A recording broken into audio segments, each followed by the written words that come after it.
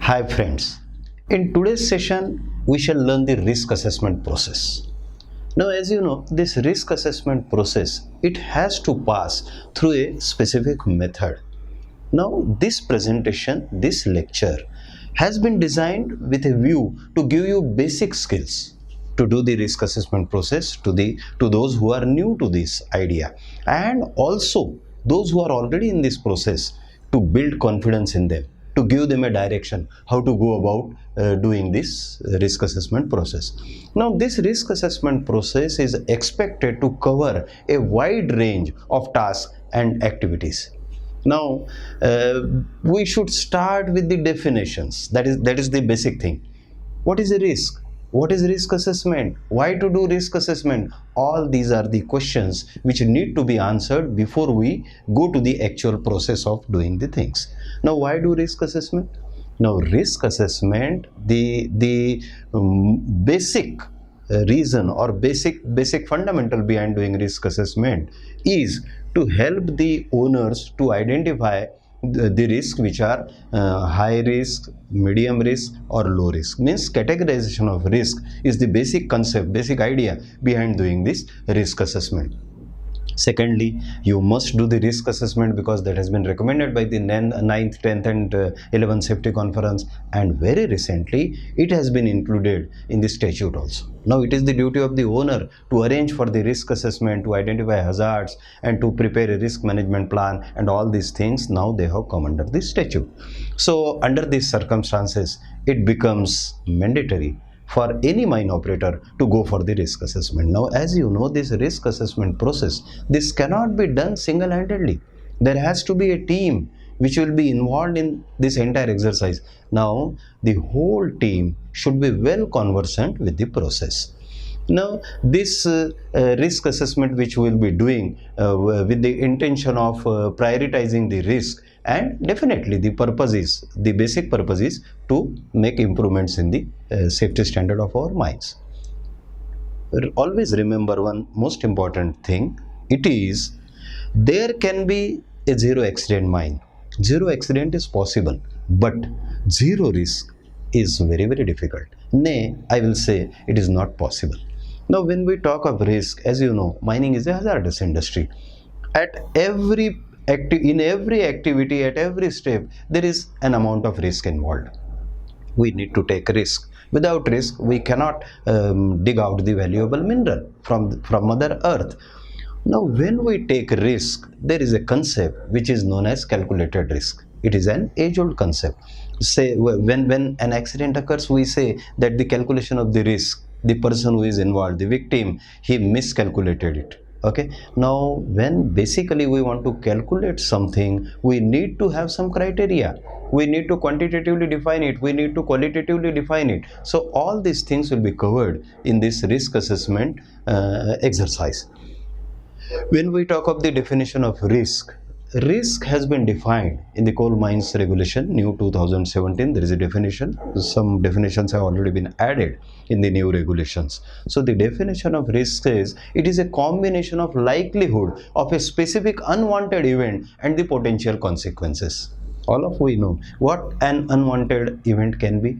It is certainly an accident which nobody wants. So risk is defined as a combination. It's a combination of likelihood of a specific unwanted event and the possible consequences. In this case, we need to learn up the definition of one more thing, and that is hazard.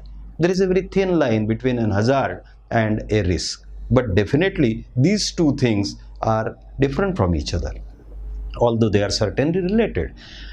To a hazard, we define like this: hazard is something which has the potential to cause harm, or it is the source of potential harm, injury or loss. To give you example of hazard, we can say electricity is an hazard, explosive is an hazard, vehicle is a hazard. So all these are the hazards. Now what can be the risk? Now if we take the example of electricity as hazard, what is the risk? Risk of getting a shock. If the explosive is hazard, what is the risk? Fly rock is the risk. Then fire is the risk. Then vehicle, if we take the vehicle in the category of hazard, what is the risk? Risk can be n number of risks. There could be run over, and there could be anything toppling down of the vehicle from upper bench to lower bench. So these are the risks involved and these are the hazards. So these basic definition we need to remember while going for the risk assessment process. Now, what is risk assessment? When we talk of risk assessment and when we talk of this risk assessment process, it is systematic examination of any activity, location or operational system to identify hazards. This is known as the risk assessment process, risk assessment exercise. Now, a careful examination should be done of all the activities that could harm the people, so that we can weigh whether the precautions which we are taking, they are enough or not. And ultimately, the aim is to make sure that no one gets hurt or no one becomes ill. Now, when we talk of risk assessment process, it is a process that involves measurement of risk to determine priorities and enable identification of appropriate level of risk treatment. Once we decide which are the high risk, then the entire resources will be directed towards the high risk. If the risk is medium risk, then naturally it will be taken in the second part, and if the risk comes under the category of low risk, then such risks are categorized as the risk which we can afford to live with. But basically there is a concept which is called risk score. So it comes under the quantitative assessment of the risk. Now this risk score has been mathematically given a formula, and that mathematical formula is, basic formula is consequence multiplied by likelihood. It is a into b sort of formula. Risk score is equal to consequence multiplied by likelihood. Now when we talk of likelihood, as we saw in the definition of risk, likelihood of any untoward event and that sort of things. Now when we talk of likelihood, there are again two parts to the likelihood. First part is exposure and another part is probability. So ultimately the risk score, the final formula for the risk score becomes consequence multiplied by exposure and multiplied by probability. Now these consequences, these probabilities, these exposures, now all these things need to be standardized. In this risk assessment process, certainly this risk assessment process is entirely based on the guidelines issued by DGMS to provide their various circulars. Now these circulars aim at standardizing the entire process.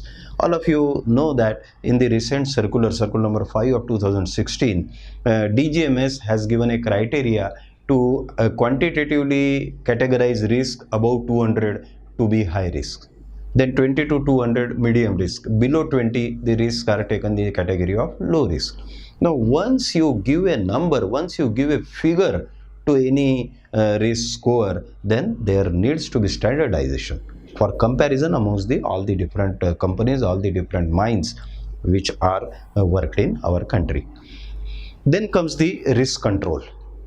After risk assessment, it is the most important part is risk control, implementation of strategies to prevent or control hazards, because that is the basic aim. While doing the risk rating, we identify or we categorize the risk as high, medium, low, etc. At times they are quantified, as we have seen, about 200, 20 to 200 and below 20, and at times they are qualitatively also categorized. So in qualitative categorization, we have a red color, we have yellow color, we have a green color sort of things. Now when we start the process, basically this process starts from the workflow diagram which illustrates the risk assessment session. Now in this given diagram, you will find that first you have to assemble the team. Assembling the team, having the team members from the different strata which are working, different stakeholders who are involved in our mining activity, that team should comprise of such persons. Yes, manager, safety officer, engineer, all these are there, but then you have to include the supervisors and workmen as well. After the team is assembled, I'll be detailing you how to identify the risk activity wise, how to identify them geographical area wise, how to identify equipment wise. There are a number of methods given. Now you have to choose the best that is feasible for your mine, and looking to the extent of your mine and all that. So after assembling the team, you have to identify the hazards. After identifying the hazards, you have to determine the risk. This determining risk again means giving a particular score to the risk. After giving the score, these risks are categorized, that is known as risk ranking. After categorization, they have suggested, experts have suggested, that you should again review the risk, because once we do the risk assessment and we categorize any risk, all the resources, we have scarce resources, we have limited resources, all these resources will be directed towards those risks which have been categorized as high risk. So it is always advisable, it is always better to review whether the ranking given by us is final or not. Then after reviewing, you have to determine the priorities. After determining priorities, you have to decide the controls, decide the treatment plan which we will be adopting, because whenever we do the risk assessment and categorize the risk as high, medium and low, our aim is to bring the high risk activities into medium, medium into low, and low we need to take out of the risk category totally. So this is the basic concept. So at every step, whatever treatment, whatever control measures we suggest or we plan to implement, the measures will be adopted with the intention of reducing the intensity of the risk. So now this is the entire workflow diagram which illustrates a risk assessment session. Now, as I told you earlier, the manager, engineer, safety officer and supervisor and workers, they are to be involved in the team, involved in the risk assessment process. Identification of the hazards can be done by dividing the workplace in the by activities, say drilling and blasting, say loading or hauling, etc., or by equipment wise also you can divide the workplaces. By equipment means, to give you example, you can do the risk assessment, hazard identification for trucks, for excavators, for crusher, conveyor, etc.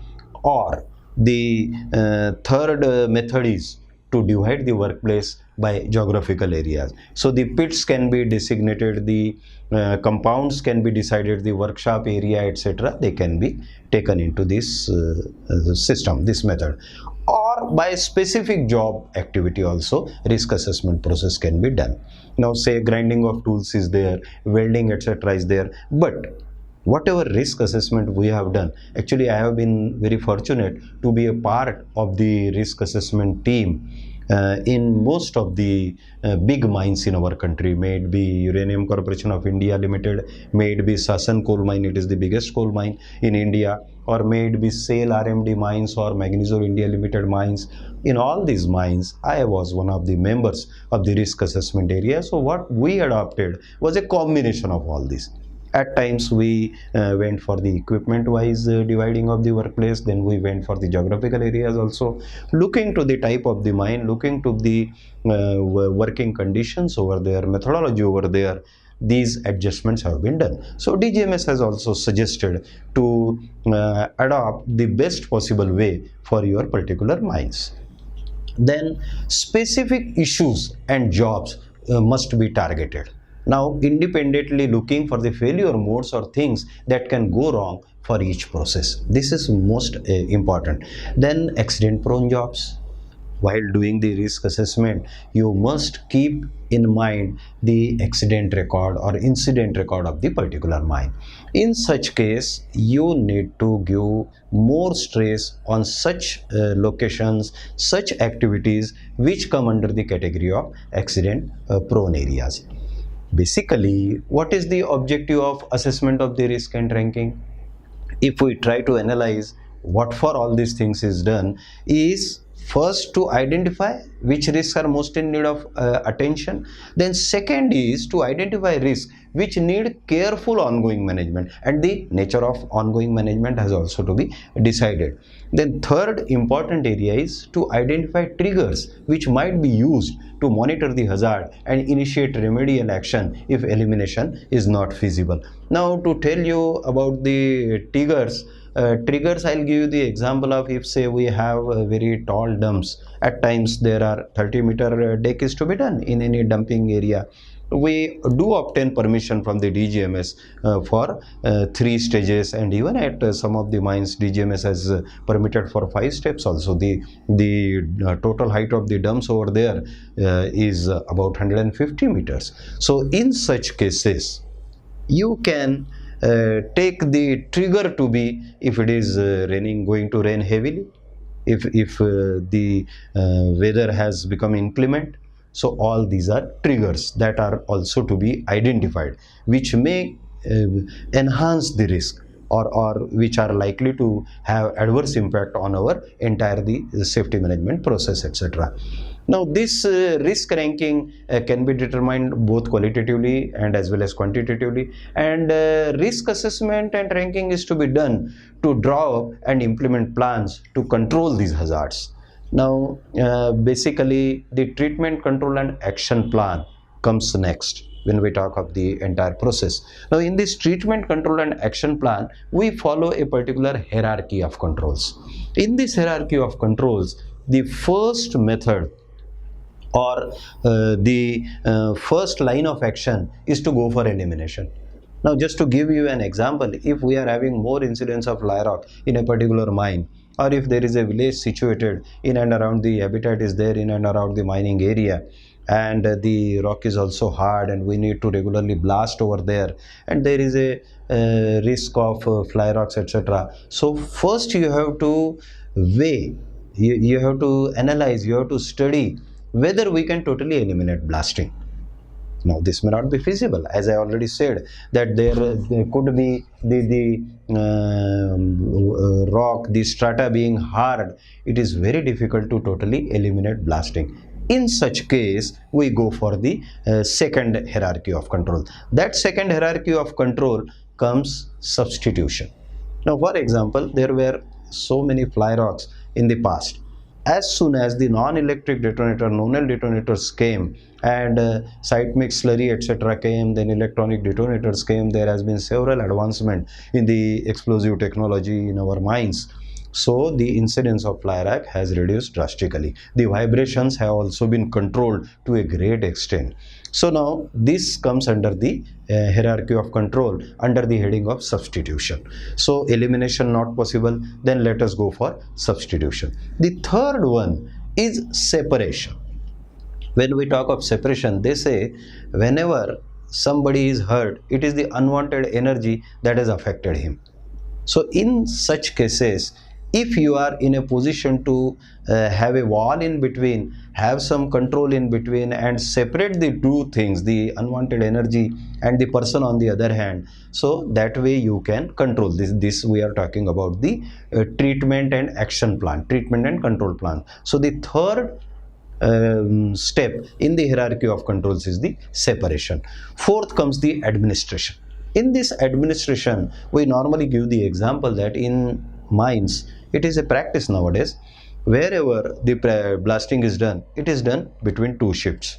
So while doing the blasting in 2 shifts, we ensure that minimum number of persons are exposed to the hazard. Of course, the blasting crew and the guards and helpers over there, they need to be present in the mining area, in the blasting area, in the danger zone, but thereby we minimize it, because the top 3 hierarchy of controls were not possible. It was not possible to eliminate it. It was not possible substitution. Maximum substitution has been done.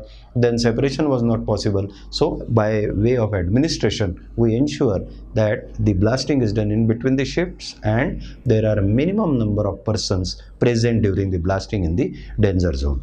Then fourth one, after doing all these things, if we find that an amount of risk remains, there have been incidents after doing all these things, accidents do take place, incidents do take place, then we go for training the people.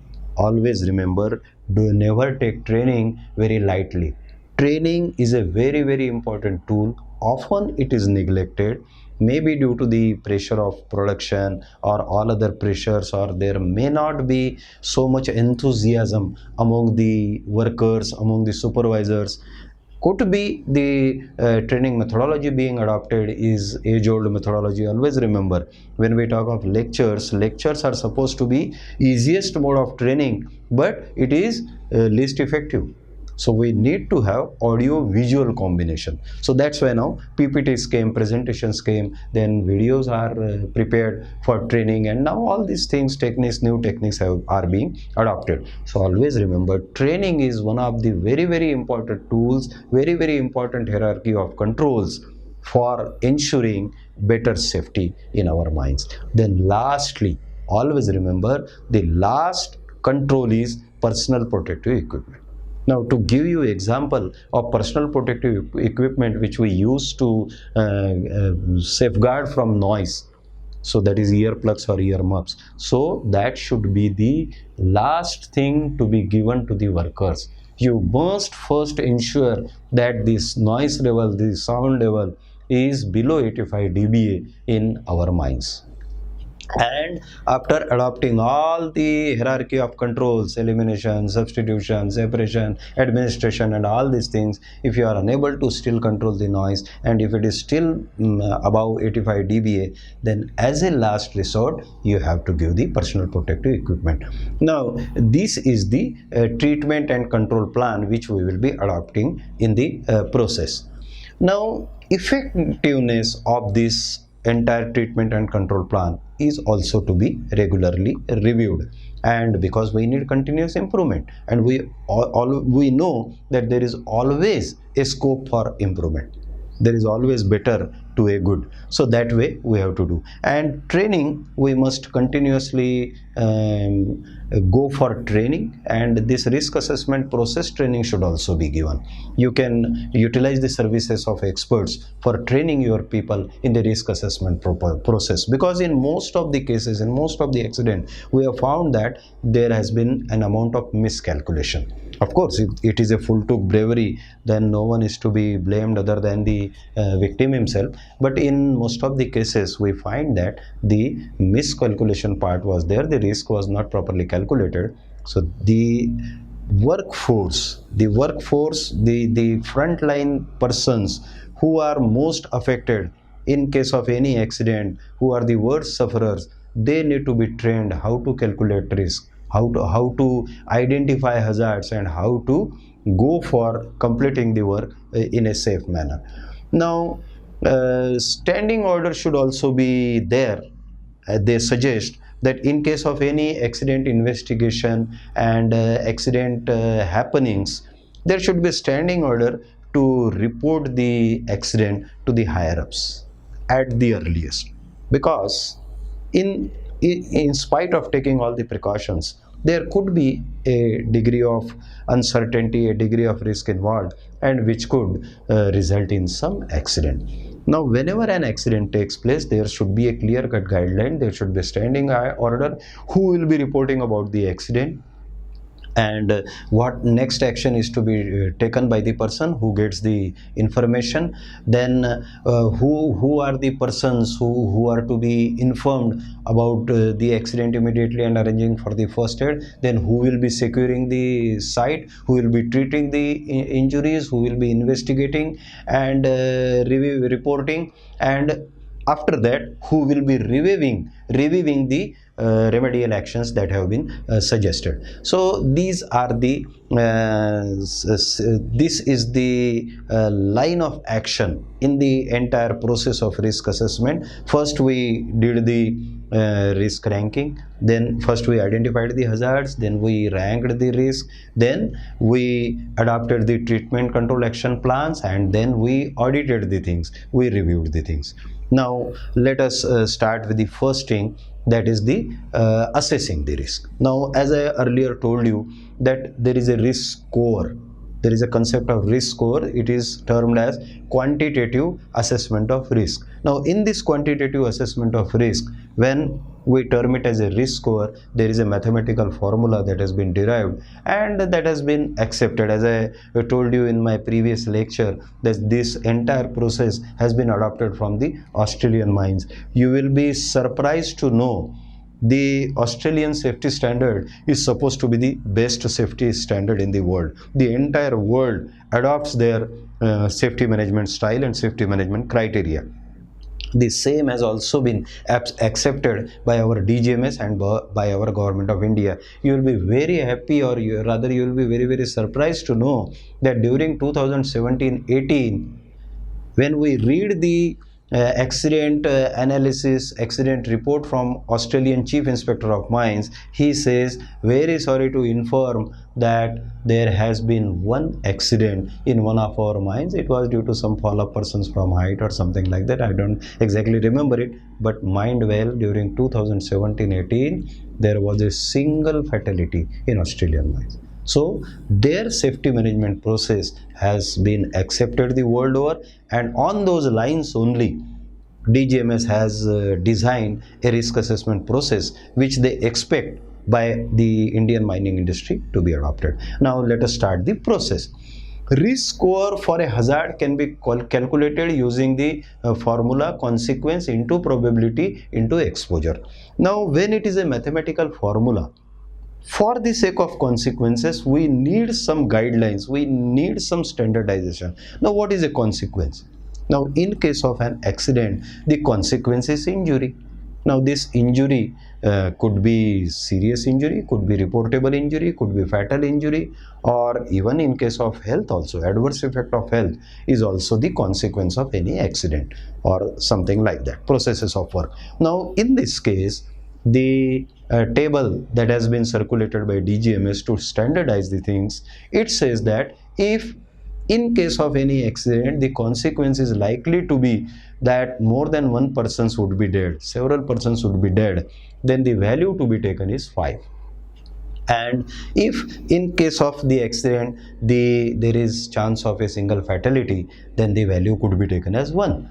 If there is significant chance of fatality, the value should be 0.3. One permanent disability, less chance of fatality, the value has to be taken as 0.1. Many lost time injuries, 0.01. One lost time injury, 0.001. Small injury, 0.0001. This type of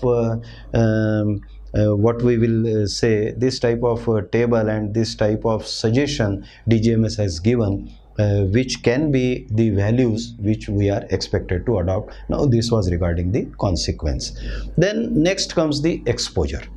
Now in case of exposure, we know that agreed, if say take the example of fly rock during blasting, if there is a fly rock after blasting, the consequence could be that there will be death, and more than one death can also be there if the fly rock spreads like anything wildly.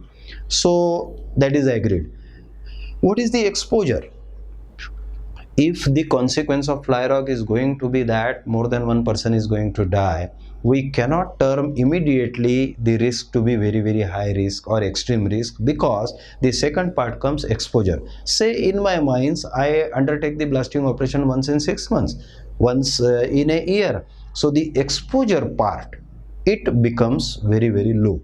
So the mathematical formula consequence into exposure, for that exposure, the guidelines which we have received from DGMS are like this. If there is a continuous exposure, then the value has to be taken as 10. Normally they give the example of a river. If a regular river flows besides your mines, so it is going to flow continuously, so it is a perpetual danger. So you can take the exposure to be continuous, and a value of 10 should be taken. Then if we take the example of blasting, once in a day, daily you are doing the blasting, so the value is to be taken as 5. If certain things are doing seldom, if say working on heights or painting the structure of the roof, that is seldom done, so seldom, weekly, so 3, monthly 2.5, occasional, yearly, that is 2, once in 5 years 1.5, once in 10 years 0.5, once in 100 years 0.02. These type of values DGMS has suggested for exposure. Then third comes the probability part. This is also very important. We know the consequence, we have quantified the exposure also. Now what is the probability? Because there could be a situation wherein say again take the example of fly rock. When we take up the fly rock, we agree that the consequence is going to be such and such.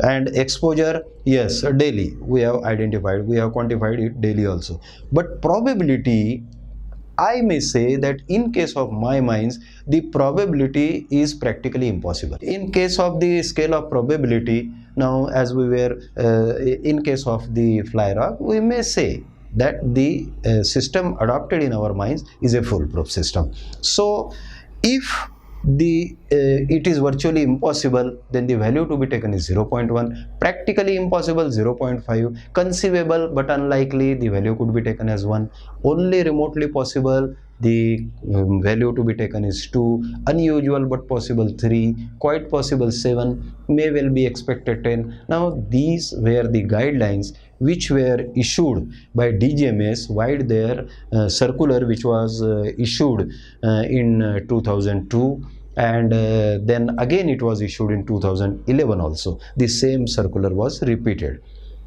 In spite of these issuing of guidelines by DGMS, there was a certain amount of confusion.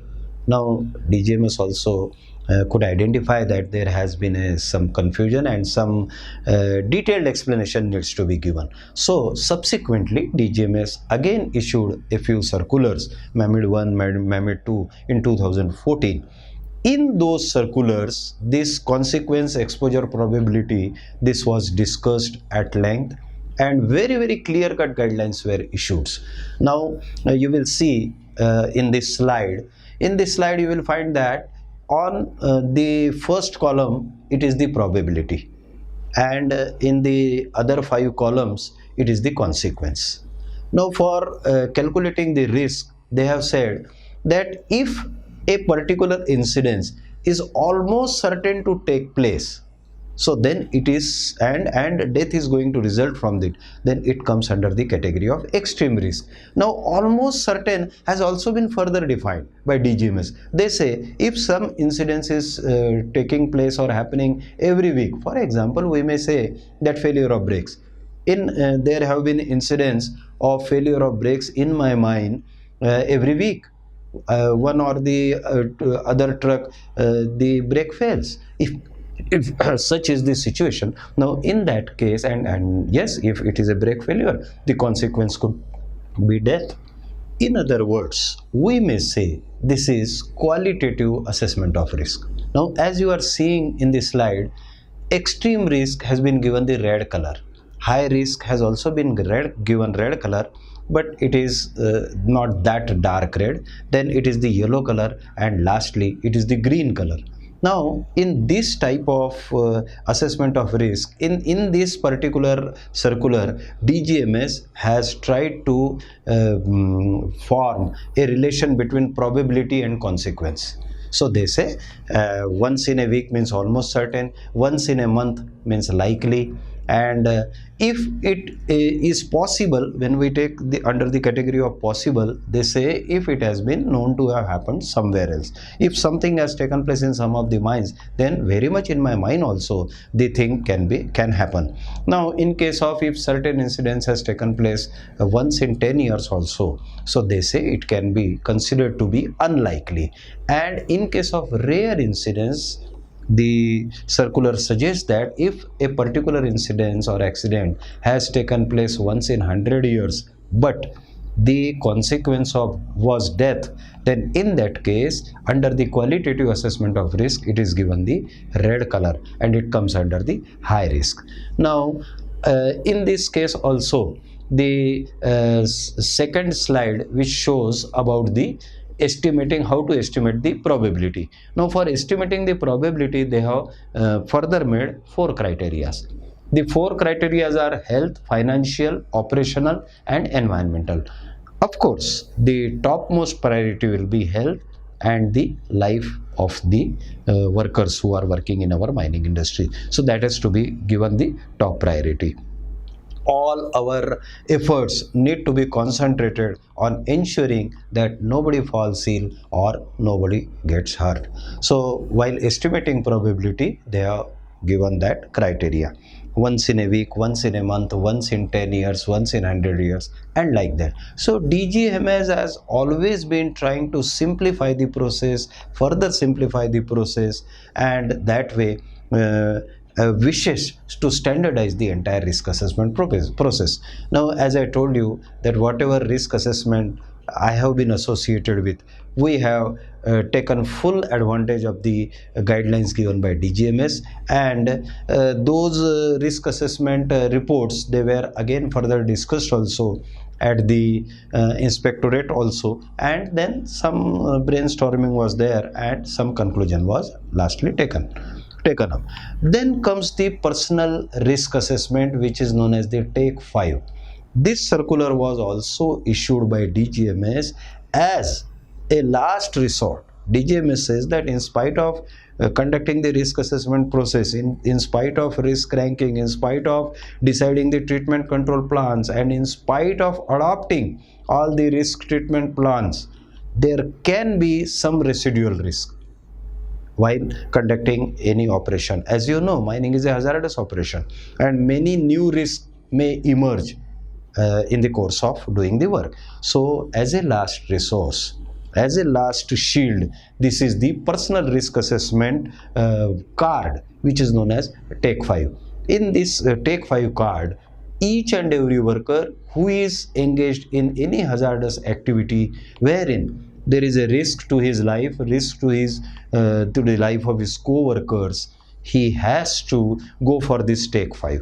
In this Take 5, he has to stop, he has to think through the task, he has to look for the hazards, he has to assess the hazards, he has to make the hazards safe, and lastly he has to complete the work. So this is the Take 5 process. Again, this also forms a part of our entire activity, entire risk management procedure. After doing all these things and conducting the risk assessment and completing the risk assessment, we have to prepare a report.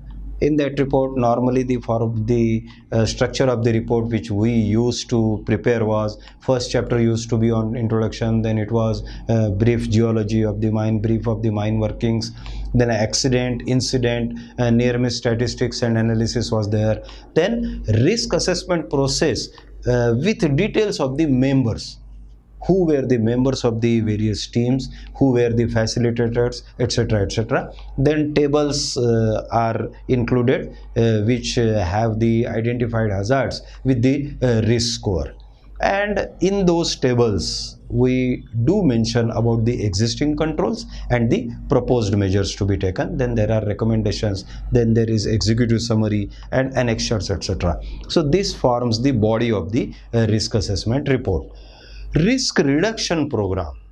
After doing the risk assessment process, after documenting the entire method, entire system, we need to concentrate on RRP, which is known as a risk reduction program, because we want to have zero harm status of safety in any mine, and this can be achieved only if all the persons involved in the mining activity are associated with the entire process and they do cooperate, and to achieve this goal of zero accident, which is certainly the goal of DGMS, which is certainly the goal of Government of India, and certainly the goal of each and every person.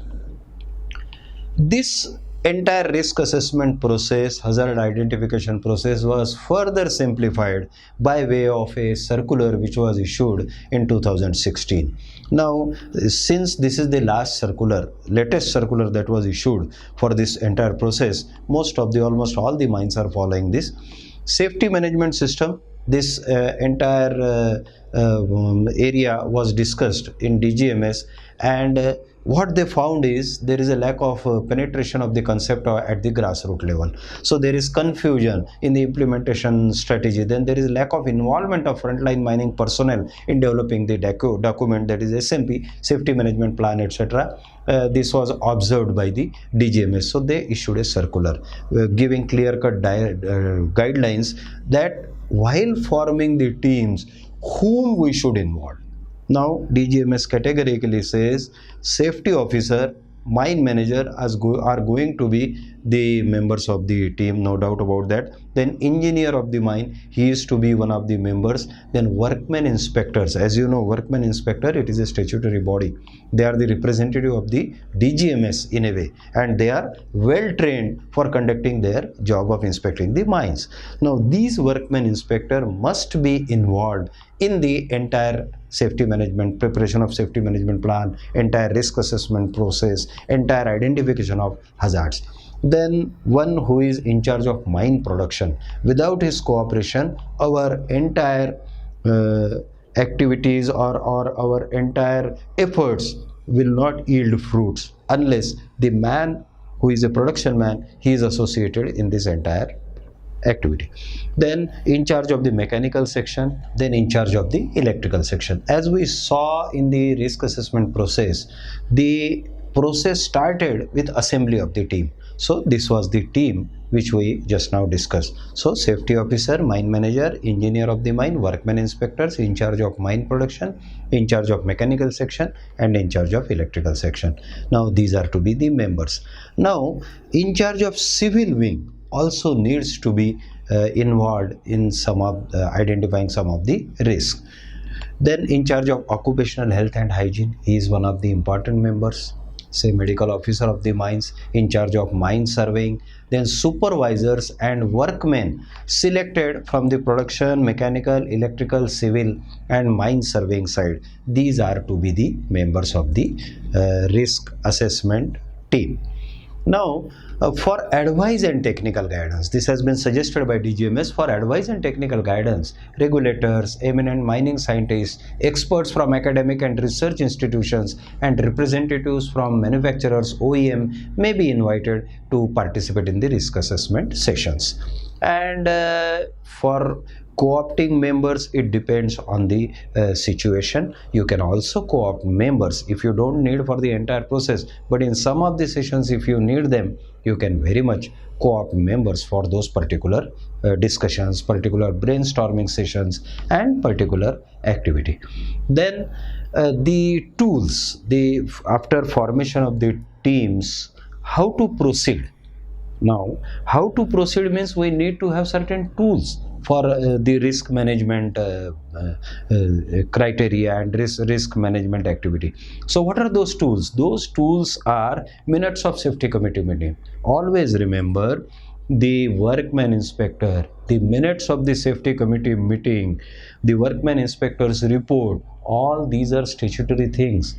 We cannot afford to neglect these things while formulating a risk management plan for any particular mine. So the tools for formulation of risk management plans is the minutes of the safety committee meeting, workman inspectors reports. Then we know that DGMS regularly inspects our mines, and during the course of inspection, if they find that certain things are lagging or certain things are not as per the statute, then they do point out violations. So those contraventions pointed out by the inspecting authorities, by the regulators, are also our tools for formulating the risk management plans. And of course the action taken report, that is very, very important. Pointing of contraventions is one thing, and the actions that the management has initiated, they have an impact on reducing the risk or not or increasing the risk. So that's the one of the things which is to be kept in mind. So contraventions pointed out and the action taken report. Then safety officers are appointed in all the mines. Their main role is in inspecting the mines and looking for any hazards, looking for any risks, looking for any weaknesses and all that which could result in an accident. So the safety officers inspection report are also a tool for this risk management process. Then we have internal safety organizations. In very big mines, there are internal safety organizations. Those ISO teams, they inspect the mines, they prepare report and they submit their report, recommendations and all that. So those reports are also our tools. Then if any risk assessment has been previously conducted in that mine, so in that case, those reports of the previous risk assessment, they also are one of the tools for formulating risk management plan in any mine. Then of course the reports of accidents, reports of near miss, if any inquiry has been conducted. So those recommendations of the inquiry and all those things are again our tools for formulation of the risk management plan. Now next comes how to identify hazards. Okay, now what is basically identifying hazards? Basically identifying hazard means looking for the probable locations where there is likelihood of release of any unwanted energy or object, whereby our people, our mining personnel could be hurt by that. Secondly, the medium through which the energy is likely to travel, and third, the person at the last end who will be the sufferer. Now these three things are to be kept in mind while identifying hazard. First thing is the unwanted energy, second thing is what is the medium through which that energy will flow, and third is the person who will be at the receiving end. Now if these three things are kept in mind, you can document the hazards which are prevalent in that particular mine. Then another criteria which has been given is, while identifying hazards in a classified sector, the number of workers who may be exposed need to be taken into consideration to ascertain the possibility of consequence in the event of mishap in the following manner. Now DGMS in this particular circular, they have recommended, they have suggested that if in a particular accident more than 40%, there is a chance, there is a probability of exposure of more than 40% of the persons to be involved in that, then that risk is to be considered as a maximum risk. Now to give you an example, as you all of you know, on 27th of December 2016, there was a very big mishap in one of the coal mines of the eastern coal fields, Lal Matia coal mines. There the entire dump slided down and as many as 35 trucks and 7 excavators were buried. So far only 18 bodies have been recovered, so it is very difficult to assess the death toll in that accident, but we can very well say that the entire shift was affected. So definitely it was more than 40% as per the criteria. So such risks are to be considered as maximum. Although such events may take place once in a year, once in 10 years, once in 100 years, but still, while calculating the risk, while quantifying the risk, the highest number is to be given, highest value is to be given. That is what is suggested. Then if 20 to 40% persons are likely to be affected, then high risk. Then 10 to 20 it is medium risk, 5 to 10% low risk. Less than 5% of the workforce, if they are exposed to that particular risk, then it is to be considered as low risk. Now this becomes the table number 1. There are total 8 tables suggested in the circular number 16, circular number 5 of 2016 for the safety management plan and risk assessment process to be completed in Indian coal and metalliferous mines. This table 1, it gives the criteria of percentage of workforce exposed. The second table, this is regarding the initial hazard identification. We need to initially identify the hazards. In this table you will find that there is a description of hazard, there is a percentage of workers exposed, then the risk score is calculated on the basis of consequence, probability and exposure. So it is a multiplication factor, multiplicative formula which gives you the quantitative analysis of the risk. So that this becomes the table number 2. Then in table number 3, what we have to do is we have to rank risk. While ranking risk, we prepare a table in such a way that we take the risk which have the score more than 200 as high risk. High risk. So those risks are tabulated in a separate table, and all those risks which have a risk score exceeding 200, they are included in that. Then the table 3, you can say it can be A, B, C and part. In the B part, you can go for the risk which are less than 200 but definitely more than 20.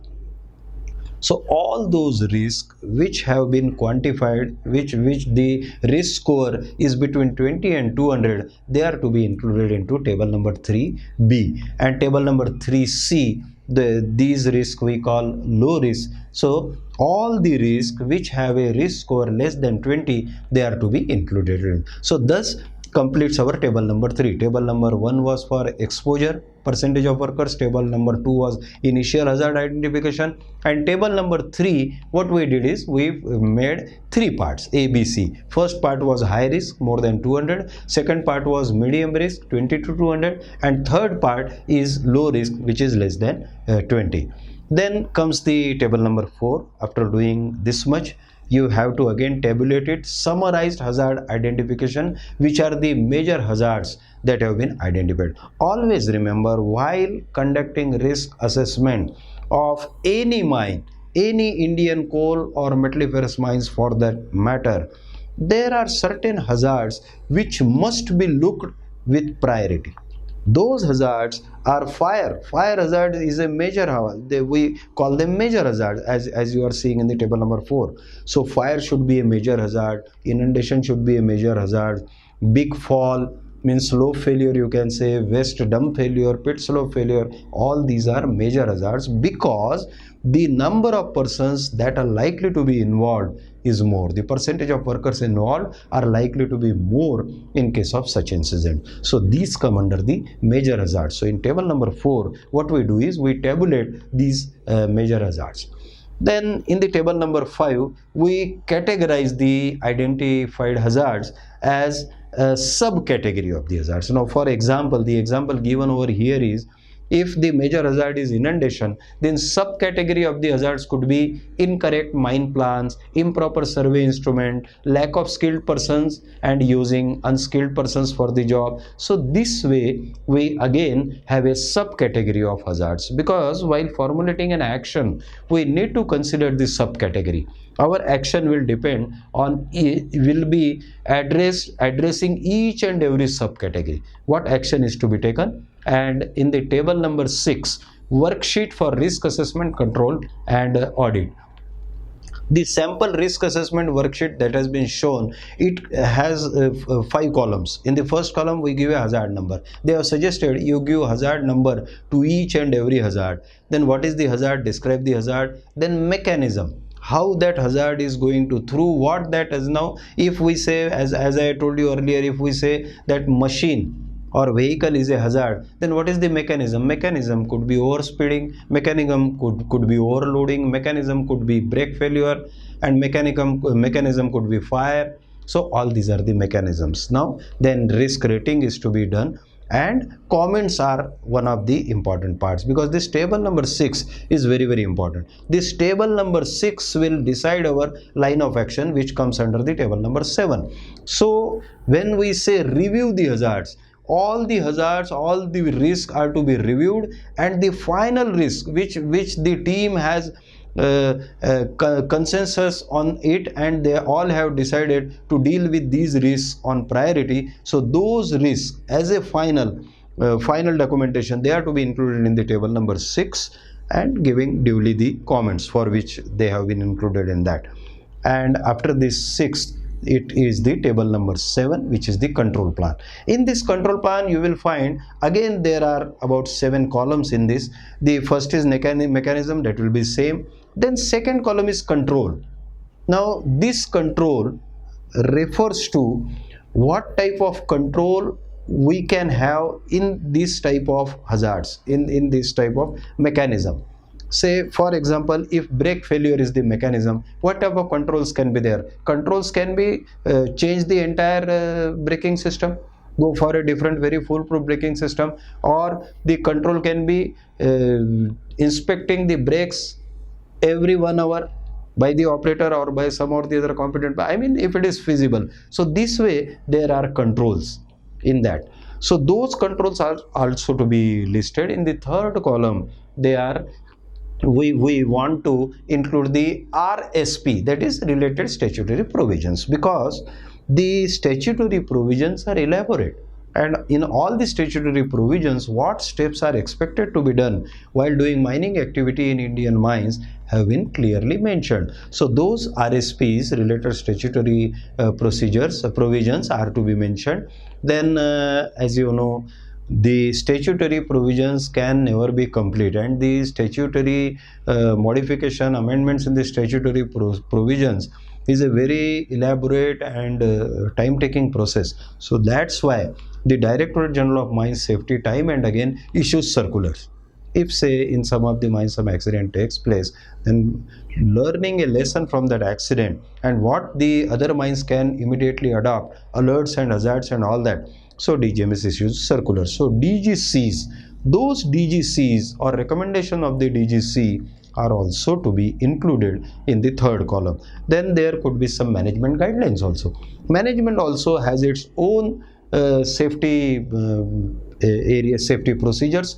So those guidelines need also to be mentioned, I mean, if they are applicable to that particular mechanism.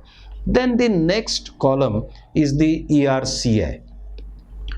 Then after the RSP you will be finding the procedures. So this procedure is the final procedure which we have decided to implement. The treatment control plan, there have been so many options. In the control column we found that there are 3 or 4 options. Now these options are again to be tabulated, duly considering, with due consideration to the hierarchy of controls.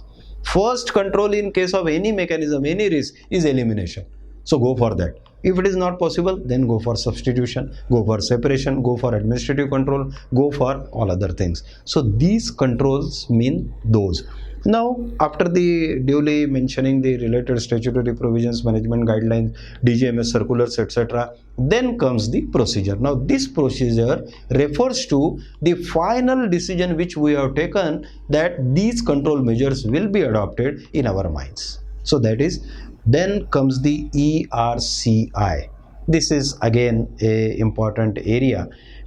Some sort of light needs to be thrown on this. It is existing risk control index, low, medium, high, extreme, etc.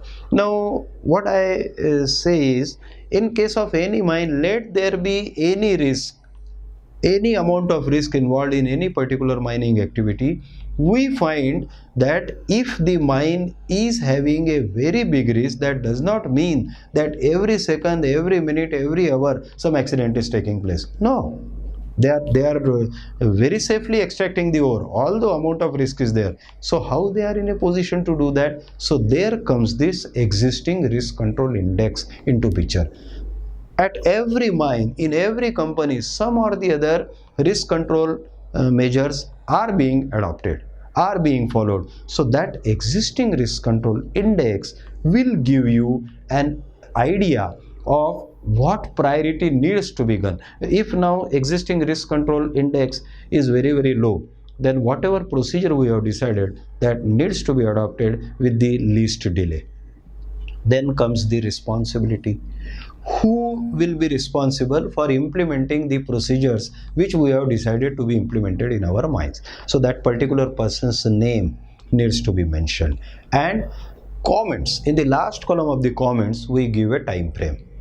So we give a time frame for reviewing the hazard, we give a time frame for entirely completing the process. If it is a small thing or if it requires a week's time or so, then in a week's time it could be done. And if it takes more than a quarter or so, then every fortnightly it will be reviewed by the mine manager and safety officer. So that way this table number 7 refers to the control plan. So it refers to the procedures which we have decided to be adopted, the person who will be responsible for implementing those controls, and lastly the time frame that has been given for that. Then comes, when we review the entire things, then comes the auditing part. Okay, now in this auditing part, audit of the hazard identification and control plan, what we find is the mechanism is same, control is same, procedure is given there, action plan has been decided. Now in the observation and comments, what we find is, although in the treatment and action plan, action control plan, it was decided to get the things done within a week, within a fortnight, within a 3 months time, but much progress has not been done. So in that case, the person who is doing this audit, he will mention it as IAF. IAF stands for immediate action flag. Means immediate action needs to be taken because the time frame which was designated for the particular job, so action has not been completed and it needs to be done early. Now in other cases there is one more YF they say, that is yellow flag. So in case of yellow flag, ongoing action needs to be taken, needs to be considered, and it again depends on the type of action that has been decided. So time frame will certainly depend on that. So in these 8 tables, the entire risk management process gets completed. So after this, all the formulation of the 8 tables and duly considering all the hazards, ranking the risk, deciding the treatment action plan, auditing the things and all those things, again, since we are working in a mining industry, it is a hazardous industry.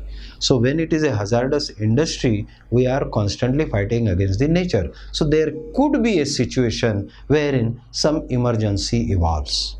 People may get trapped, or certain fire may become uncontrollable. So these are all the emergency situations. Or there could be a rising flood in the adjacent water course. So all these are the emergency situation. Now in these emergency situations, what action needs to be taken, that is also to be incorporated in the risk management plan, because at times this is our experience that when some emergency arises, due to the people not being accustomed with the entire emergency exercise, emergency processes, there has been chaos, and the impact of the particular incidents was manifold, which could have been reduced, which could have been controlled. So emergency exercise is one of the important part of the safety management plan or risk management plan.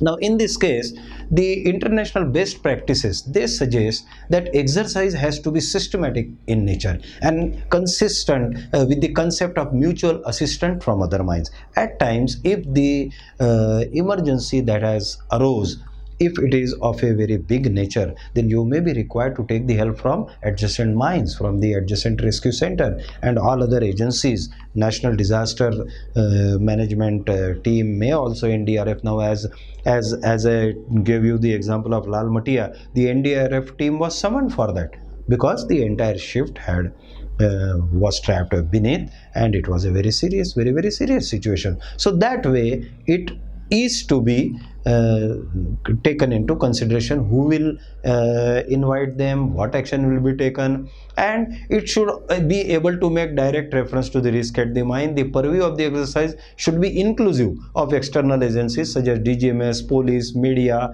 and senior company officers. The conduct of exercise is subject to risk assessment principle to ensure. Now what they say is, in case of any emergency preparedness, it is very important how you do the mock rehearsals.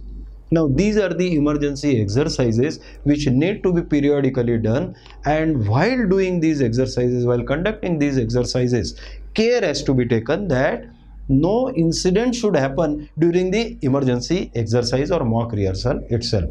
So then the development of safety management plan in respect of coal and metal mines should also contain the some more documents are also to be included in the safety management plan, and those documents are mine safety and health policy with a plan for its implementation. As you know, at the national level, this ILO was instrumental in that.